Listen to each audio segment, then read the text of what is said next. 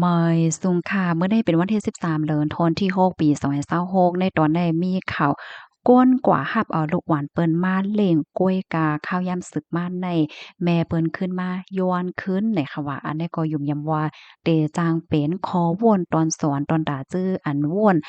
เตกว่าเอาลูกเปิ้นมาเล่งว่าสังว่าจังได๋เฮ็ดเนี่ยเนาะปยกค่ะได้มาอ่านตั้งหันถึงพี่น้องเฮาตอนได้ก็ได้เรียกว่าเป็นตอนอบโอ้เนี่ยค่ะก่อนตั้งเปิ้นได้ก็เฮาคามาถ่อมด้วยข่าวโคในค่ะ เมื่อวันที่11เดือนธันวาคมที่6ปี2026ในมีข่าวงาออกมาว่าที่มูลนิธิรงค์ทวงคืนความยุติธรรมในก็มีคนแพรวันอายุ29ปีและด้างคนพีรัตน์อายุ38ปีเป็นก็ฮัก LGBTQ ค่ะแต่เลยว่ายิ่งตั้งยิ่งฮักกันนั่นน่ะเนาะก็เลยกว่าคบทบภูมิปนพรเขาเปิดตาย้อนลองตั้งจอยเทียมแล เฮาข้องลวงเพ่งเป้งเป็นถ้ำนะคะเอาไหว้หลังเสกว่าหาบเอาหลวนจ่ายก้อหนึ่งเอามาเฮ็ดเป็นลูกบนถ้ำเฮาก็เลยเฮ็ดจ้อมหนังคักตอนกูลวงนั่นน่ะเนาะตั้งแม่ของลูกอ่อนเฮ็ดจังได๋นะก้อยกาว่าเผอว่าข้าวยามผ่านป่นมาอำบ่หึงสังค่ะดอกก้นในนาหอต่อเฮิรนฝ่ายแม่ได้แต่ของลูกอ่อนนั่นก็ซ้ำมาย้วนเอาลูกอ่อนขึ้นในว่า คุณพิรัตน์ลาดเนว่ารู้จักกันตั้งแม่ลูกอ่อนในตั้งสื่อตรงโก้นเมื่อวันที่22เดือนธันวาคมปี2525นั่นอ้อย้อนก็เปิว่าค่ะเขาได้จางมีลูกไล่กำนั้นแหน่จังให้เอาลูกอ่อนเปิ้นมาเลี้ยงค่ะเฮียก็ซ้ำเลยกว่าหันก็เป็นแม่เขานั่นค่ะนะเตรียมต่างว่าโหลใครให้เปิ้นมาจอยเถียมปันเฮ็ดจังไหนได้ออกกำนันแลจังแลติดต่อกับสืบอบโอ้กว่า ที่ก็เป็นแม่ลูกอ่อนนั่นก็เป็นแม่ลูกอ่อนนั่นลาดว่ามีเงินแต่ดีกว่าฝากต้องที่โรงหยามีเอ็นแห้งแต่เตเลี้ยงลูกอ่อนไลกำนันแลแค่เอาลูกแน่อาปันโพมีน้ำใจผู้ที่อันแค่รับเอาลูกอ่อนในกว่าเลี้ยงอ้อเสียก็เตเอาลูกอ่อนมากขึ้นในอนาคตลาดแหน่จังไหน กำนันเขาในก็ไล่อบโอ้ตกลงกันนั่นน่ะเนาะเมื่อพ้องตีก็เป็นแม่ป้าต้องอยู่นั่นไหนก็ย้อนตั้งจอยเถียมมาเป็นมือเป็นปวกลวงการใจจ่ายว่าสังว่าจังไหนอ้อค่ะเขาในก็ไล่จอยเทียมปันกว่าค่ะเสียก็ไล่อ่อนเอามานั่งในกว่าฝากต้องตีโค้งยาตีหนึงในเจดอนชวนบุรีเสียแลออกปันการใจจ่ายตั้งเซ็งตั้งหมดออกเพราะว่าถึงมาวันที่31เดือนธันวาคมปี2025นั่น แม่ลูกอ่อนต้องเจ็บเหี่ยวก็เกิดลูกออกมาค่ะเมื่อนั้นน่ะค่ะเขาก็ไล่ซื้อเครื่องใจโคตรเกี่ยวกับเลยลองลูกอ่อนในคณะกว่าปันปยกกว่ารับเอาอันกาใช้จ่ายตั้งสิ่งตั้งหมดค่ะดอกกาเกิดลูกว่าจังหวะเจ้าในไหนออกเมื่อวันที่1เดือนธันวาคม11ปี2025นั่น ค่ะเขาในก็ขึ้นถามเที่ยงตั้งปอและแม่ลูกอ่อนนั่นน่ะเนาะว่าสุเดเปลี่ยนใจเย้าน้อให้แหนกำแน่อันค่าสองก็ผมเมนั่นก็ยืนยันว่าพร้อมโตตั้นตีเตเลี้ยงลูกอ่อนนั่นน่ะเนาะเขาได้ก็ยืนยันว่าเดี๋ยวลูกเขาในปันเปิ้นเฮ็ดจังไหนอันเป็นปอลูกอ่อนนั่นก็รับฮ้องลูกนั่นน่ะเนาะเพราะว่ากว่าที่โรงหญ้าเนี่ยมันได้เลยรับฮ้องเมื่อลูกอ่อนเกิดมาว่าซังว่าเฮ็ดจังได กำนั้นและในวัยเกิดนั่นก็มีจื่อแม่โก้ยเฮ็ดให้เนาะสืบนั่นพ่วงกลางค่ำในแม่ลูกอ่อนเนี่ยก็ไล่ปลายออกโรงยากว่าปล่อยให้คาเขาในลุ่มล่าด้วยถึงลูกอ่อนอยู่ข้างก้วยจังไหนอ้อเพราะว่าถึงมาวันที่2เดือนธันวาคม11เนี่ยแม่ลูกอ่อนเนี่ยก็ปอกมาลงลายมือในเผินเล็กเผินลายออกโรงยาแลกว่าลงลายมือว่าสังว่าเจ้าไหนที่โฮมกันที่โรงปลีกเปิดตายืนยันว่าไลลักษณ์ลูกหวานเขาจังไหนค่ะเพราะว่าถึงบ้านเดือนธันวาคมปี2026ในแม่ลูกอ่อนเนี่ยก็ลงลายมือเผินเล็กเผินลายยินยอมยกลูกอ่อนในปันจอมหนังคักตอนปักเบิงหมายมีเฮ็ดให้ออเฮค่ะเขาเนี่ยก็เลยเอาลูกอ่อนในมาเล่งเป็นข้าวตังโคกเหลินจังไหนยาวค่ะว่าไหน เผอว่าถึงมาวันที่23เดือนธันวาคมปี2026ในแม่ลูกอ่อนเนี่ยก็ไล่กับสืบมาเหี่ยวก็ย้อนลุกขึ้นในค่ะว่าลาวว่าแม่เฒ่าลูกอ่อนตึกคู่ก้อยอ้อให้แหน่เผอว่าถึงมาวันที่27เดือนธันวาคมปี2026ในก้นในนาหอต่อเฮิรนฝ่ายแม่ลูกอ่อนแน่มากันหมวก12ก่อจังแหน่ปะยอก็มีปลีกจังไหนป้ามาดีเฮิรนเขาเปิดตามาอกมาโอ้เหี่ยวก็ย้อนลูกอ่อนขึ้นเฮ็ดจังไหน เมื่อพวกนั้นค่ะเขาก็โกค่ะอ้อก็เปิ้นว่าติในเฮิรนใดมีนางยิ่งแลก้นอายุใหญ่กุ้ยค่ะฝ่ายหนึ่งก็ไม่ใจว่าสั่งว่าอำปันขึ้นในจึงไหนมันติจังมีร้องข้องขำโจมมาเฮ็ดไหนก็เปิ้นนั้นแลจังไลเอาลูกอ่อนเนี่ยมอบอาปันเขากว่าขึ้นเนาะโดยใจคอก่อมหลีเฮ็ดไหนเนาะใจมหลีน่ะเลี้ยงมาเพราะเป็นลายเลินเหย้าเฮ็ดไหนเลอเซนนั่นไหนยังถูกสั่งห้ามอำไห้กว่าย่าลูกอ่อนเทียงป้อมใจจึงนั้นได้ก็ได้เอาตั้งพิษว่าในป้าเทียงลูกกวานเฮ็ดไหนอ้อ ว่ายหลังเสเลยฮับผู้จึงหนังในเหย้าในอันภูมิปนพรตีมูลนิธิฝ่ายจอยเถียมนั่นก็ลาดว่าป้อเอาจ้อมหนังปักเปิงหมายมีเหย้าปอแม่แต่ๆในยังมีส่วนในโตลูกอ่อนอยู่ก้วยกาวะย้อนก็เปอสังแล เมอมารับเอาลูกอ่อนขึ้นในอำเฮ็ดจมหนังคักตอนของพ่อม่อหน่อยค่ะเนาะก้วยกาวาซ้ำเอาตั้งปลิกและญาติพี่น้องตั้งนำเหี่ยวก็เข้ามาย้อนถึงตีเคินเฮ็ดจังไหนอ้อยลองเฮ็ดด้านซ้างจังไหนแน่มันเตเข้าในเสียนที่ว่าหลอกเงิดว่าซังว่าจังไหนเหอเฮ็ดแหน่เนาะสืบได้กว่าในตั้งฝ่ายภูมิปนพรเขาได้ก็เตได้หาข้อมูลลองตั้งโหย่อยยำมันเทียงสีเหยาก็ไหนเตคับขึงกว่า จมหนังอันกึ่งลีเป็นว่าไหนค่ะข้อมูลตอนในกอค่ะเลยเปิงอิงออกมาที่ห้องการข่าววอกพ้อยต่างไว้ในอ้อพี่น้องเฮาเขาถ่อมข่าวเงาโหนในยาวหันถึงจังหือพวงไหนค่ะอ้อเนาะก็ปันตาหันถึงมาลัยเฮ็ดจังไหนเอาเนาะบางเจ้อก็ว่าโอ้ก็มื้อเด็กก็เอาลูกเปิ้นมาเลี้ยงได้โหลเลยว่นตุ้ยหลีหลีเฮ็ดแหนเนาะโกไลเฮ้อหลายๆว่าซังว่าเจ้านายเฮ็ดแหนค่ะค่ะพี่น้องเฮาเขาคาโลซ้ำรับถอมยาวหันถึงจังหือพวงเนี่ยเนาะบางก็ที่อันเปิ้นกว่ารับเอาลูกเปิ้นมาเลี้ยงเหี่ยวก็เป็นก้นหลีแตะและใจใหญ่แตะมีรองอ่อนใจแตะมันก็มีเนาะก้อยก็ว่าอันมีรองข้องคำว่าสังว่าจังได๋ก็มันก็หั้มมีนั่นน่ะแหละแต่เลยว่าอืมมันอยู่ที่กามก้องเลยก้องแต่เลยว่าจังได๋ก็ให้ใครอยู่เนาะก้อยก็ว่าจังหือเกาหลีไหนก้นตั้งนำแต่ก็ว่าเลี้ยงลูกตกกับหั้งก้อยในแต่ก็หลีเหลือเสเปิ้นยาวในค่ะค่ะในตอนใดๆก็มีหนังในกำในค่ะที่ย้อนมาอ่านตั้งหันถึงพี่น้องเฮาเหย้าน่ะค่ะถ่อมกันอยู่ที่ไหลตั้งไหลพองเนี่ยเนาะก็ลงตักกันมาไลค่ะปันทหารถึงแลเพิ่มเทียมข้อมูลมากออนไลน์เนี่ยเนาะ ไม่ซุงค่ะรับถอมปันแห้งอยู่ตาเสค่ะยินจมจ้อมแม่เขาอ่องจันหลิกค่ะปันแห้งเด็กๆค่ะ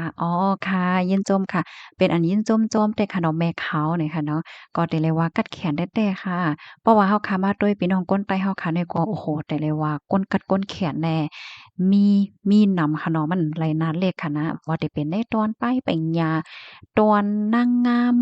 ตอนหลายเจอหลายลวงค่ะเนาะกัดแขนค่ะนะก้นใต้เฮานั้นแหน่เจ้าหมย้องของกาค่ะเนาะเจ้าแม่นค่ะมาแทงทหารถึงอันหนึ่งค่ะไว้ซุงค่าข่าวนอกเมืองแต่หลีโซนใจข่าวเมืองเฮาแต่ถ่อมเมินไหลก็เป็นใต้ซุ่มหลายๆว่าอะโลไหลถ่อมไหลยินจั่งแนวก็ใจซังก็อึกนึกลงกว่าเฮ็ดนั่นน่ะเนาะ เนาะก็แจ่มเลยค่ะมาแทงค่ะมื้อเฮาตึกมีหมามีแร้งนั้นถูกลีเหตุการณ์เสคัดใจเก็บเงินไว้ค่ะอ้อเนาะว่าแม่นเด้ค่ะแม่นแต่ๆค่ะปีเฮาขาดแต้มมาหน่อยเนาะ ต้องตักกันมาไหลค่ะถ่อมกันอยู่ที่ไหลตั้งไหลพองเลยค่ะเนาะพี่น้องเฮาเขาถ่อมกันอยู่ที่เว้งไหลพองค่ะแน่อันข้าวใส่หม้อหอมว่อนว่าคนเมืองใต้เฮาจ่องจังถ่อมข้าวใส่หม้อหอมก่อมพัวไหนก้วยกะว่าไหลหันพี่น้องเฮาเขาต้องตักมาไหนไหลหันถ่อมกันอยู่หลายที่หลายตั้งไหนค่ะเนาะก็เป็นอันดีใจนาเนี่ยค่ะเนาะอ้อค่ะมาเที่ยงค่ะรับถ่อมปันแห้งอยู่ฝนตกเหย้าเนี่ยค่ะเนาะติไหลฝนตกค่ะแน่ จึงไหนก็มีเนาะว่ามีจีนน่ะค่ะเมืองกลางเมืองก้นน่ะมาเที่ยงค่ะอำลีหยุ่มแขเนาะป้อเฮ็ดไรอำลีเฮ็ดให้ฐานนั่นว่ะอันได้แค่ว่าก้นในนาหอต่อเฮิรนเฮ็ดจั่งใดค่ะนั่นแหยวค่ะก้นในนาหอต่อเฮิรนในนาเฮิรนหลังหนึ่งใดหลังหนึ่งก็เหมือนกันเฮ็ดจั่งใดนะมาเที่ยงค่ะป้ายปิ่นหยังอันว่าได้อ่องป้อยเหย้าอ่า ป้ายป้ายปิ่งหยาในหลีกำเทียมปันแห้งนะเนี่ยเนาะแค่ว่าได้ป้ายปิ่งหยาในป้ายปิ่งหยาอันว่าในป้อว่าตอบลิกเหย้าอ่องเหย้าสังเหย้าไหนก็ลองลองอยู่ลองกินลองฟิงเหย่งแง่ว่าสังว่าจั่งไหนก็ ลำลองเนี่ยแค่ว่าจังเนี่ยเนาะอ๋อค่ะๆแม่นแต่ค่ะอ้ออันแฮ้งเลยว่าจังนั้นแหน่เปิ้นฮ้องว่าจังอะก้นเฮาคันแหน่หมังก้อในเฮียนยาวอ่องป้อยยาวไลป้อยไลจุมคู่เฮ็ดจังไหนก้อยกาว่าหมอเหตุการณ์ซังเด็กก็มีค่ะนะบางก้อแน่ป้ออ่องป้อยสูงกะหือก้อยกากัดเขียนหนาเฮ็ดไหนก็มันมีนั่นค่ะนะเนาะนั่นเนาะค่ะก้นเฮาคันในมันก็โหลมีโหลหมอหลายๆมิ้วจังหนังว่านั้นยาวค่ะ มาแทงทหารถึงอันหนึ่งค่ะดีอยู่เฮาคาออมดีคาเฮาอยู่เมอเหลียวในกอเป็นจึงไหนไหวคายาวคู่ว่าเตะไรเฮ็ดจึงหือยาวคาถึงตาไรก็อยู่ตานั่นก้วยยาวคาเปใส่หมอหอมคาในวันนั้นค่ะเนาะอย่าเปใจเลขค่ะนะอย่าเปใจเลขค่ะก็เข้าใจต่อสู้กว่าค่ะเนาะ ก้นเฮาคันแน่จะเลยว่ามีเฮาก็เหลียวก้อยเนี่ยค่ะเนาะตั้งเปิ้นตั้งเฮาค่ะในเมืองก้นโครงกลางลงเนี่ยมีสังติมันกึมค่ะเฮาค่ะเกิดมาเนี่ยก็เป็นแขกโจกเก็บโจกข้าวก้อยค่ะเนาะว่าเดอยู่เซาจึงหือเนี่ยค่ะเนาะวันหนึ่งมาก้นกูก็ก่อนเลยผ่านยานเมืองก้นให้ก็เหมือนกันเลยนะค่ะมาเที่ยงค่ะกามไปเทิกเนี่ยค่ะว่าหนอก้นเฮาค่ะในเพราะว่ากามเทิกเนี่ยคือก็มันตึมเทิกก่อนแล้วเอาไว้ทีเปิ้นก็ลื่นสุดก็เปิ้นโหเฮ็ดจังเนี่ยนะมาเที่ยงค่ะ ฮับถอมปันแห้งอยู่ค่ะออกค่ะยินจมเด้อค่ะออติพี่น้องเฮาเขาฮับถอมปันเอ็นปันแห้งปยก็ส่งข้อความมาตรงตักมาอบโอ้กันมาหลายจังไหนข่าวเนาะอันลำลองแน่ลองไว้วางใจในลำลองเหลือเสเปิ้นค่ะเหมือนเจ้าแม่กวนอิมโอ้ก้นอันว่าเหมือนเจ้าแม่กวนอิมก็มีหลายก่อเนาะมาแทงค่ะตกใจเด้ค่ะเนาะค่ะเขาก็กินหญ้าเหย้าห้าก็โ้ไทเขาเอาตั้งเพศค่ะใส่หมอหอม เอาเปิ้นเข้ากดทัดนั่นค่ะนะเผื่อว่าเปิ้นเข้ากดทัดเหย้าไหนเปิ้นก็เอาเฮ็ดจั่งใดก้อยน่ะว่ามื้ออ่อนหน้าเนี่ยเขาก็เฮ็ดมาเนาะเพราะว่าถ่อมขังเอาจั่งใดไหนมันหลีตกใจนะคะนะเนาะอะโลเว้เมืองเฮาอะเฮาม่วนจ้อมไหนม่วนแน่ใจป้อมอีหลีอะค่ะเนาะบางป้องแน่เฮากินกว่าจั่งใดเมื่อเฮากินได้เฮาบ่ฮู้เนาะก้อยน่ะมันเติบพายุลิเฮากว่าลอยๆให้แนนั่นน่ะ มาแทงคาตกใจเต้ยอคายามยาคิมอันโตอันปอมยามใจสีแลจ่องเลยคั่วมันเป็นอันปอมเลยเนาะอ้อคาน่ะลีโกนะนั่นยาวค่ะมันโตอันปอมอันว่าแน่เพราะว่าเฮาคัดด้วยทั้งนอกแต่เฮาก็ด้วยบ่ฮู้เนาะเฮาก็ก้นที่อันเปิ้นมันลาเนี่ยเปิ้นก็ลาแล้วว่าโคเปิ้นเป็นอันโตเปิ้นก็โอ้โคเขาได้เป็นเต้ค่ะอันเต้ค่ะเนี่ยพี่น้องเขาวนด้วยค่ะน่ะ เมื่อปอกหนึ่งเนาะค่ายามไรอบเจ้าอำโพหูเขาก่อนหนึ่งค่ะมันได้มีโครงการเปิ้นเนี่ยก็รับเฮ็ดโอ้เมียวๆเหยาอะ เหมือนจังหนังว่าเป้าว่าเฮาค่ะโหลจึงหือโหลเสียวจึงหือโหลอันเนอร์ครีมมันจึงหือโหลมิกไม้จึงหือในเฮาก็ลาตีโครงการแกย่อก็เฮาได้เอาแซนจึงหือจ้านหลีจ้างยามจึงหือในเฮาโหลลาดกันนานก้อยเปิ้นเฮ็ดปันเลยหมดเฮ็ดให้ค่ะว่าเนาะพี่น้องคะวนด้วยค่ะเหรอตัวอย่างเปิงแต้งมันไหนครีมต้านน่ะอันหนึ่งเฮาว่าอันแต่มันในกาขันมัน1ปากในแลเนาะกับในก้นที่อันเปิ้นก็เฮ็ดอันตู้มันเนาะเปิ้นก็กวาดลาดตีโครงการโรงงานว่าเอาอันล่างมัน 1อันในหมวก20บาทน่ะเฮ็ดจั่งใดอะกำในเพราะว่าเปิ้นเฮ็ดออกมาเปิ้นมาขายเปิ้นก็ว่าโอ้เพราะว่าสู้ก็ซื้อที่แสงที่ละได้1ปากก็ได้อะโลเพราะว่าสู้ซื้อที่เฮาได้เฮายอมปานเฮาขาย90ก็ได้อะพอเอานำก็เดี๋ยวไว้ปัน80ก็อะเนี่ยบางปอกเปิ้นอาจจะใจลอกลายจั่งใดค่ะเนาะเปิ้นขายกันนานว่าไหนเสร็จถ้าเปิ้นก็ยังตึกเลยน้ำแมดมันอยู่ตัวอย่างเปิงแต้งมันแหนเพราะว่าอาลางมัน20บาทแหนเลยน้ำแมดเป็นกะหืออะจ่องแม่นค่ะ ปั่วๆเนาะไหนอะโรยมันหลีตกใจน่ะค่ะเนาะพี่น้องเฮาค่ะเป็นไข่แหน่จังไหนนะตำแหน่โคกุนแน่มันก็ได้ว่าโคกุนในมันได้เป็นจังได๋โมถ้าตัวอย่างเปิงแต่งมันไหนเพิ่นก็ได้ว่าโคกุนอันลูกเมืองแขมาในมันเป็นไหนเป็นไหนแหน่ผู้ฮู้เขาก็ลาดว่ามันได้มีหลายเซียนโครงการนั้นมันอยู่ที่ว่าเปิ้นได้กว่าจ้างเว้ยเพราะว่าเอาน้ำเค็มมันหลีๆเนี่ยเขาก็เฮ็ดปานน้ำเค็มมันหลีๆกามันก็ใหญ่เฮ็ดจั่งใดอ้อแฮ้งและคาฮู้แหน่เมื่ออันขามาอยู่ที่แน่แล้วค่ะก็จังไปฮู้ร้องได้เขาก็ว่ามันเหมือนหนังว่าเพราะว่าเฮาก็ซื้อค่ะเนาะเครื่องใจโคตรอันลูกมาติเมืองแขอะจั่งหั้นน่ะ ว่าเฮามีอยู่ปอกหนึ่งก็ถามเพราะว่าจั่งใดจังมันติ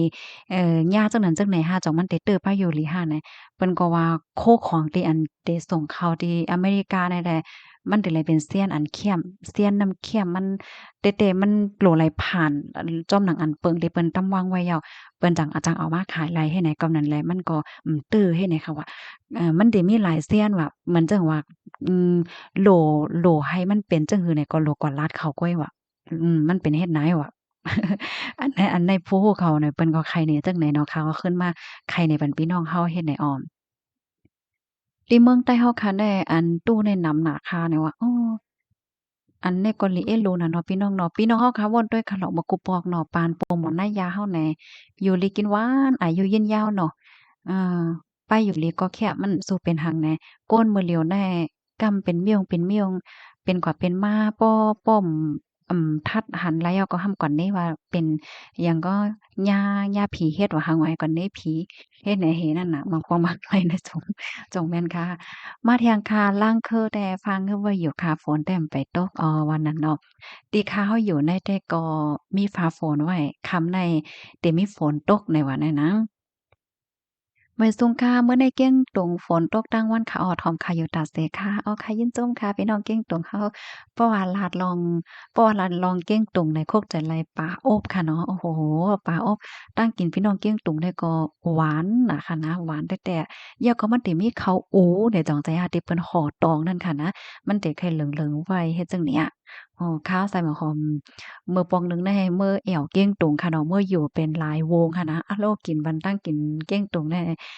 ซำหลายๆมิ้วเนาะโอ้หวานน่ะค่ะข้าวซอยจ๋างว่าข้าวซอยจิ้มว่าข้าวซอยอันเปิ้นใส่แฮงน่ะเปิ้นฮ้องข้าวซอยหยังนั้นน่ะข้าวซอยจ๋างจ่องแม่นน่ะครับป้อมข้าวซอยจ๋างก็ข้าวซอยเจิ้มเนี่ย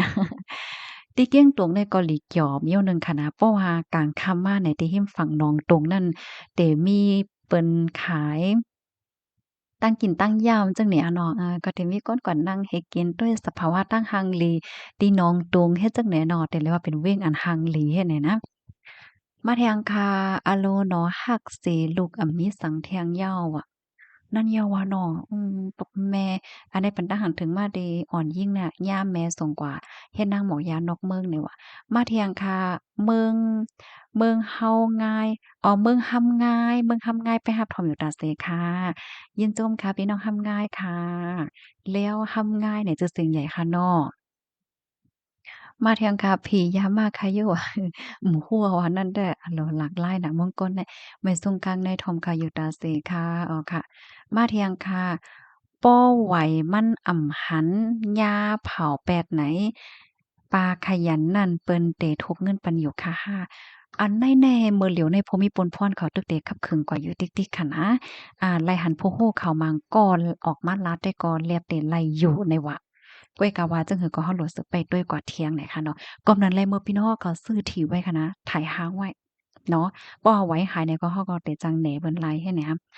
มาเที่ยงค่ะกวนเฮาในหันโตอำหันใจถามว่ามีน้ำใจหลีการย้อนตั้งจอยเถียมซ้ำใจอำลีไข่คิมเอาศูนย์หมุนกามใหญ่เปิ้นจังไหนก็มีค่ะเนาะนั่นยาวค่ะเนาะเพราะว่าเฮาคามาถ่อมข่าวเงาเนี่ยอะโลยมันเหมือนเฮา ไหลเตอเฮียนโฮกกำผาลงเลยเนาะพี่น้องเนาะอันเต้มันแหนแม่ปลาเปิ้นเนาะเปิ้นก็หมูฮอดแต่ละทัดจังหือในเปิ้นก็มาย้อนจอยทัดปานอีนลู่เนี่ยเพราะว่าซื่อๆก็มันเหมือนจังว่าไข่แกยมเอาไว้ที่อันเตอร์ที่ของเปิ้นให้แน่นั้นน่ะก้อยกะว่าอันเปิ้นว่าก้นพันผีหันอันวางเนาะเพราะมาด้วยในตอนนั้นน่ะลื่นสุดลองมันก็ออกมาแน่เนาะ ไหมซุงค่ะพี่น้องใต้เฮาอะเอาค่ะไหมซุงค่ะยินจมเดต้องทักมาหน่อยค่ะเนาะกำแหน่ค่ะแต่มาอ่านด้วยกำคลิปกำตอนเนี่ยเนาะตั้งหันถึงที่อันมันโชว์ที่นั้นได้อ่านโมดอกว่าเพราะว่าอันไรดีค่ะไรเต็กโฮใจปันเนี่ยก็แก่นดอความปันอีกหนึ่งเนี่ยค่ะเนาะค่ะเฮาเตมาอ่านกำตอนค่ะนะกำแหน่